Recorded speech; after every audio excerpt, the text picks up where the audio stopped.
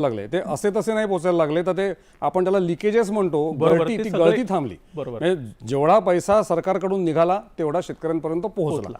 ही पद्धत आली जी पूर्वी होत नव्हती असं दुर्दैवाने आपल्याला म्हणावं लागेल.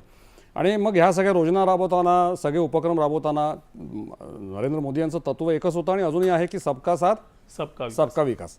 आता त्यांचा हा जो मंत्र आहे सबका साथ सबका विकास, त्याचे नेमके दृश्य परिणाम तुम्हाला काय जाणवत आहेत आता? नक्कीच.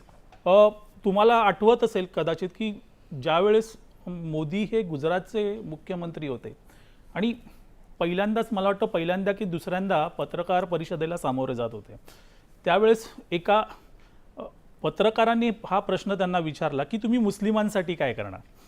त्यावेळेस ते म्हणाले होते की नाही, मी काहीच करणार नाही, मी मुस्लिम आहे म्हणून काही त्यांच्यासाठी वेगळं काय करणार नाही, तो देशाचा नागरिक आहे आणि त्या नागरिक या अर्थाने मी त्यासाठी सर्वसामान्य नागरिकांना जे होईल ते सगळं मी करेन. आता हा मुद्दा लक्षात घ्या की त्याच्या अगोदर काय होत होतं, सगळ्या देशाने पाहिलं, जगाने पाहिलं, तुष्टीकरणाचं राजकारण होत होतं. मोदींनी देश पातळीवर तुष्टीकरणाचं राजकारण संपवून टाकलं आणि सगळ्यांचाच विकास, जे एकाला मिळेल तेच गरीब म्हणून दुसऱ्याला मिळणार, हे मोदींनी लागू केलं.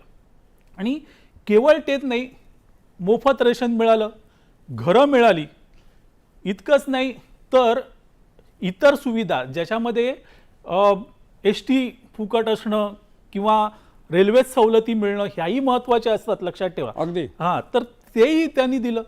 तर या सगळ्या गोष्टी करताना मोदींनी कुठेही जात धर्म बघितला नाही, तो सगळ्यांना समान पातळीवर त्यांनी लेखलं आणि समान पातळीवर ते मिळालं. आणि त्या अर्थाने सबका साथ सबका विकास हे जे मोदी सांगतात ते यशस्वी झालंय, याही पुढे यशस्वी होताना आपल्याला दिसेल. अगदी. तुम्ही आता उल्लेख केलात की सगळ्यांना समान न्याय दिला, मुस्लिमांकडे मुस्लिम म्हणून बघितलं नाही, इतर